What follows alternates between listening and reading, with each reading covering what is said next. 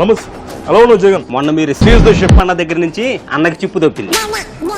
నేను seize the ship అంటేనే shock లో ఉన్నామంటే మన సీజ్ ద ప్యాలెస్ అంటే మొన్న మోడీ గారు చెప్పారు కదా,